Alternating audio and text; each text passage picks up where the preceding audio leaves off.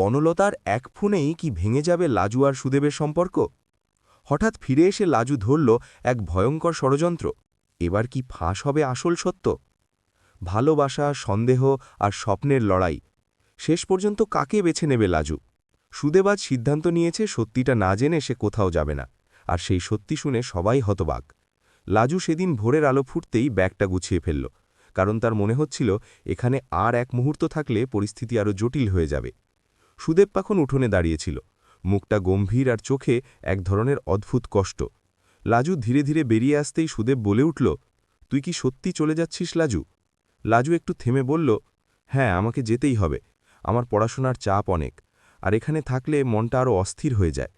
সুদেব কিছুক্ষণ চুপ করে রইল, তারপর বলল, আমি জানি তুই এখন অনেক দূরে চলে যাচ্ছিস, শুধু শহরে নয়, আমার কাছ থেকেও। এই কথাটা শুনে লাজুর বুকটা কেঁপে উঠল, কিন্তু সে কিছু বলল না, কারণ তার মনে তখন অনুভবের কথাই ঘুরছিল। ওদিকে চ্যাটার্জি বাড়িতে সকালটা খুব অস্বস্তিকর পরিবেশ নিয়ে শুরু হলো। অনুভব সারা রাত ঠিকমতো ঘুমাতে পারেনি, বারবার ঘড়ির দিকে তাকাচ্ছিল কখন যেন লাজু ফিরে আসে। কিন্তু সকাল গড়িয়ে দুপুর হয়ে গেল, তবুও লাজুর কোনো খবর নেই। বনলতা দূর থেকে সবকিছু দেখছিল, তার চোখে তখন অদ্ভুত এক পরিকল্পনার ছায়া। সে মনে মনে ভাবছিল, এখনই সময়, যদি সুদেবের মনে সন্দেহটা আরও বাড়িয়ে দেওয়া যায় তাহলে সবকিছু বদলে যাবে। এরই মধ্যে বনলতা চুপচাপ নিজের ঘরে গিয়ে ফোনটা বের করল। অনেকক্ষণ নম্বরটা দেখে অবশেষে ডায়াল করল। ফোনটা ধরতেই ওপাশ থেকে সুদেবের কণ্ঠ শোনা গেল। হ্যালো, কে? বনলতা একটু থেমে বলল, আমি বনলতা, কথা আছে তোমার সাথে। সুদেব অবাক হয়ে বলল, তোমার সাথে আমার আবার কি কথা? বনলতা শান্ত গলায় বলল, লাজুকে নিয়ে। সত্যি কথা। শুনে সুদেব একটু চুপ করে গেল, তারপর বলল, কি বলতে চাও? বনলতা তখন ধীরে ধীরে এমনভাবে কথা বলতে শুরু করল যেন সে খুব সহানুভূতি দেখাচ্ছে। সে বলল, আমি জানি তুমি লাজুকে খুব ভালোবাসো, কিন্তু একটা কথা না বললেই নয়। লাজু এখন আর আগের মতো নেই, সে অন্য কারো কথা বেশি ভাবে। সুদেবের বুকের ভেতরটা কেঁপে উঠল। সে জিজ্ঞেস করল, তুমি কি বলতে চাইছ? স্পষ্ট করে বলো। বনলতা তখন কৌশলে বলল, আমি সব জানি কিন্তু বলতে চাইনি, কারণ ভাবছিলাম হয়তো তোমাদের সম্পর্ক ভেঙে যাবে, কিন্তু এখন দেখছি তুমি নিজেই কষ্ট পাচ্ছ। তাই বলছি, লাজু অনুভবকে খুব ভালোবাসে। সে শুধু পড়াশোনার অজুহাত দিয়ে এখানে আসা কমিয়ে দিয়েছে। কথাগুলো শুনে সুদেবের মাথা যেন ঘুরে গেল। সে কিছুক্ষণ চুপ করে রইল, তারপর বলল, তুমি কি নিশ্চিত? বনলতা বলল, আমি যা বলছি তা একদম সত্যি, তুমি চাইলে নিজেই বুঝে যাবে। এই কথাগুলো সুদেবের মনে আগুনের মতো ছড়িয়ে পড়ল। সে হঠাৎই সিদ্ধান্ত নিল, এবার সে নিজেই সবকিছু পরিষ্কার করে জানবে। অন্যদিকে লাজু তখন ট্রেনে বসে কলকাতার দিকে ফিরছিল। জানালার বাইরে তাকিয়ে তার মনে হচ্ছিল সবকিছু যেন কেমন জট পাকিয়ে গেছে। সে ভাবছিল, যদি একদিন সব সত্যি প্রকাশ পায় তাহলে কি হবে? সে কি আবার শান্তি পাবে? এদিকে অনুভব বাড়ির বারান্দায় বসেছিল। তার মনে হচ্ছিল কিছু একটা বড় ঘটনা ঘটতে যাচ্ছে। ঠিক তখনই তার ফোনে একটা অচেনা নম্বর থেকে কল এলো। অনুভব ফোন ধরতেই ওপাশ থেকে সুদেবের কণ্ঠ শুনতে পেল। সুদেব বলল, আমার তোমার সাথে কথা আছে, খুব জরুরি কথা। অনুভব অবাক হয়ে বলল, কি ব্যাপার সুদেব? গম্ভীর গলায় বলল, লাজুকে নিয়ে, সত্যিটা জানতে চাই। এই কথাটা শুনে অনুভবের বুক ধক করে উঠল। সে বুঝতে পারল এখন আর কিচ্ছু লুকিয়ে রাখা সম্ভব নয়। কিন্তু ঠিক সেই মুহূর্তে বনলতা দূর থেকে সবকিছু শুনে ফেলল, আর তার মুখে একটা রহস্যময় হাসি ফুটে উঠল। কারণ সে জানত, এখন যদি সামান্য একটা ভুল পদক্ষেপ হয় তাহলে লাজু আর কখনোই বাড়িতে ফিরতে পারবে না। বিকেলের দিকে হঠাৎই বাড়ির সামনে একটা গাড়ি এসে দাঁড়াল। সবাই অবাক হয়ে বাইরে তাকালো। দেখা গেল সুদেব নেমে এসেছে। তার চোখে তখন রাগ আর হতাশার মিশ্র ছাপ। অনুভব ধীরে ধীরে এগিয়ে গেল। দুজনের চোখাচোখি হতেই যেন চারপাশের বাতাস ভারী হয়ে উঠল। সুদেব সরাসরি বলল, আজ সবকিছু পরিষ্কার হবে। লাজু কার? ঠিক তখনই বনলতা সামনে এসে দাঁড়াল আর বলল, হ্যাঁ, আজ সব সত্যি বেরিয়ে আসুক। কিন্তু তার মনের ভিতরে অন্যরকম খেলা চলছিল।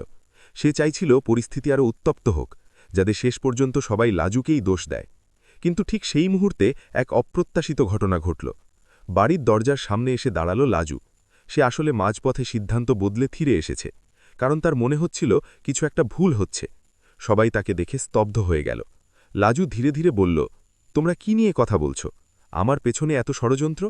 এই কথাটা শুনে বনলতার মুখের রং পাল্টে গেল, আর সুদেব আর অনুভব দুজনেই একসাথে লাজুর দিকে তাকিয়ে রইল। কারণ এখন আর সত্যিটা লুকিয়ে রাখা সম্ভব নয়। আর এখান থেকেই শুরু হতে চলেছে এমন এক সত্য উন্মোচন যা সবার জীবনের মোড় পুরোপুরি বদলে দিতে পারে। লাজুর কথা শুনে চারপাশে এক মুহূর্তের জন্য একদম নীরবতা নেমে এলো। সবাই যেন বুঝতে পারছিল না এখন কি বলা উচিত। সুদেব প্রথমে কথা বলল। তার চোখে তখন রাগ আর কষ্ট মিশে আছে। সে ধীরে ধীরে বলল, তাহলে তুই নিজে বল লাজু, সত্যিটা কি? আমি কি তোর জীবনে আর নেই? লাজু কিছুক্ষণ চুপ করে রইল, কারণ সে জানত এই মুহূর্তে যে কথাই বলুক তা অনেক বড় ঝড় তুলতে পারে। অনুভবও চুপ করে দাঁড়িয়েছিল। তার বুকের ভেতরটা কেমন যেন ধরফর করছিল। বনলতা তখন সুযোগটা কাজে লাগাতে চাইল। সে সামনে এগিয়ে এসে বলল, দেখেছ, আমি মিথ্যে কিছু বলিনি। এখনও নিজে কিছু বলতে পারছে না, মানে সব পরিষ্কার। লাজু তখন বনলতার দিকে তাকিয়ে বলল, তুমি কেন সবসময় আমার বিরুদ্ধে কথা বলো? আমি তোমার কি ক্ষতি করেছি? বনলতা ঠান্ডা গলায় বলল, ক্ষতি করেছিস না, কিন্তু আমার জীবনটা তুই নষ্ট করে দিয়েছিস। এখন সবাই আমাকে চোর ভাবে, আর সেই সব কিছুর শুরু তোর জন্যই।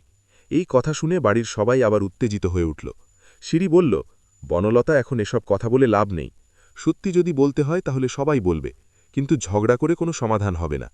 শর্মিলাও পাশে দাঁড়িয়ে বলল, হ্যাঁ, আগে বোঝা দরকার আসলে কি হচ্ছে। সুদেব আবার লাজুর দিকে তাকিয়ে বলল, আমি শুধু একটা উত্তর চাই, তুই আমাকে ভালোবাসিস নাকি না? এই প্রশ্নটা শুনে লাজুর চোখে জল চলে এলো, কারণ সে জানত তার মনটা অনেক দিন ধরেই দ্বিধায় ভুগছে। একদিকে তার দায়িত্ব আর সম্পর্ক, অন্যদিকে অনুভবের প্রতি অদ্ভুত একটা টান। সে ধীরে ধীরে বলল, আমি কাউকে কষ্ট দিতে চাইনি, কিন্তু সবকিছু এত জটিল হয়ে গেছে যে আমি নিজেই বুঝতে পারছি না কি করা উচিত। এই উত্তরটা শুনে সুদেবের মনে আরও সন্দেহ জন্মাল। সে বলল, মানে কি? তুই বুঝতে পারছিস না তোর স্বামীকে আর তোর মন কোথায়? লাজু তখন বলল, তুমি শুধু আমার কথাটা শোনো। আমি পড়াশোনা শেষ করতে চাই, আমি একটা ভালো ডাক্তার হতে চাই। এই মুহূর্তে আমার জীবনের সবচেয়ে বড় লক্ষ্য সেটাই। আর এই সব ঝগড়া আমার জীবনটা নষ্ট করে দিচ্ছে। এদিকে অনুভব এতক্ষণ চুপ করেছিল, কিন্তু সে আর থাকতে পারল না। সে সামনে এসে বলল, সুদেব, একটা কথা বলি, তুমি যদি সত্যিই লাজুকে ভালোবাসো তাহলে ওকে চাপ দিও না। ওর পড়াশোনাটা শেষ করতে দাও, তারপর যা সিদ্ধান্ত নেওয়ার ও নিজেই নেবে। সুদেব রাগে বলল, তুমি চুপ করো, তোমার জন্যই আজ এই পরিস্থিতি তৈরি হয়েছে। যদি তুমি আমাদের জীবনে না আসতে তাহলে কিছুই এমন হতো না। এই কথায় পরিবেশ আবার উত্তপ্ত হয়ে উঠল। ঠিক তখনই বাড়ির বয়স্ক দাদু এসে দাঁড়ালেন। তিনি সবকিছু কিছুক্ষণ ধরে শুনছিলেন। তিনি গম্ভীর গলায় বললেন, এত চিৎকার করে কোনো লাভ নেই। সত্যিটা একদিন না একদিন বের হবেই, কিন্তু এখন সবাই শান্ত হও। দাদুর কথা শুনে সবাই একটু থেমে গেল, কিন্তু বনলতার মনে তখনও অন্যরকম পরিকল্পনা। সে ভাবছিল, যদি এখনই কিছু না করা যায় তাহলে লাজু আবার সবার সহানুভূতি পেয়ে যাবে। তাই সে হঠাৎ করে বলল, ঠিক আছে, তাহলে একটা কাজ করা যাক। সবাই যদি সত্যি জানতে চায় তাহলে লাজু নিজেই বলুক সে আসলে কাকে ভালোবাসে। এই প্রশ্নটা শুনে সবাই আবার লাজুর দিকে তাকাল। লাজুর বুকের ভেতরটা যেন কেঁপে উঠল, কারণ এই প্রশ্নের উত্তর দিলে সবকিছু বদলে যাবে। কিছুক্ষণ নীরব থাকার পর সে বলল, আমি এখন কোনো সিদ্ধান্ত নিতে পারছি না, কিন্তু একটা কথা সত্যি, আমি কারোর সাথে মিথ্যে সম্পর্ক রাখতে চাই না। সুদেব তখন রাগে ঘর থেকে বেরিয়ে গেল আর উঠোনে গিয়ে দাঁড়াল। তার মনে হচ্ছিল তার সব কিছু ভেঙে পড়ছে। অন্যদিকে অনুভবও চুপচাপ দাঁড়িয়েছিল, কারণ সে বুঝতে পারছিল এই মুহূর্তে কোনো কথা বলা ঠিক হবে না। এরই মধ্যে হঠাৎ একটা খবর এলো যে শহর থেকে কলেজের একজন শিক্ষক ফোন করেছেন। তিনি জানিয়েছেন লাজুর পরীক্ষা খুব কাছাকাছি আর তাকে দ্রুত ফিরে যেতে হবে, না হলে বড় সমস্যা হতে পারে। এই খবর শুনে বাড়ির সবাই কিছুটা অবাক হয়ে গেল, কারণ তারা বুঝতে পারল লাজুর সত্যিই পড়াশোনার চাপ আছে। দাদু তখন বললেন, দেখো, এখন ঝগড়া করার সময় নয়, মেয়েটার ভবিষ্যৎ নিয়ে ভাবো। আগে ওর পরীক্ষা শেষ হোক, তারপর সবকিছু নিয়ে আলোচনা করা যাবে। এই সিদ্ধান্তে আপাতত সবাই রাজি হলেও বনলতার মুখে অসন্তোষ স্পষ্ট ছিল, কারণ সে বুঝতে পারছিল তার পরিকল্পনা পুরোপুরি সফল হল না। কিন্তু সে মনে মনে ঠিক করল এখানেই শেষ নয়, সে আরও বড় কিছু করবে। রাত নামতেই বাড়িটা আবার নিস্তব্ধ হয়ে গেল, কিন্তু প্রত্যেকের মনে তখন ঝড় বইছে। সুদেব একা বসে ভাবছিল সে কি সত্যি লাজুকে হারিয়ে ফেলছে। অনুভব বারান্দায় দাঁড়িয়ে আকাশের দিকে তাকিয়েছিল আর ভাবছিল তার কি করা উচিত। আর লাজু নিজের ঘরে বসে বই খুলে রেখেছে, কিন্তু পড়ায় মন বসছে না, কারণ তার মনে হচ্ছিল সামনে আরও বড় ঝড় আসছে। আর ঠিক সেই রাতেই বনলতা চুপচাপ ফোনে কারো সাথে কথা বলতে শুরু করল। তার গলায় তখন রহস্যময় স্বর। সে বলল, সময় এসে গেছে, এবার এমন কিছু করতে হবে যাতে লাজু আর কখনো এই বাড়িতে ফিরতে না পারে। আর এই কথাটাই ইঙ্গিত দিচ্ছিল যে গল্পের পরের পর্বে আরও বড় নাটকীয় ঘটনা ঘটতে চলেছে।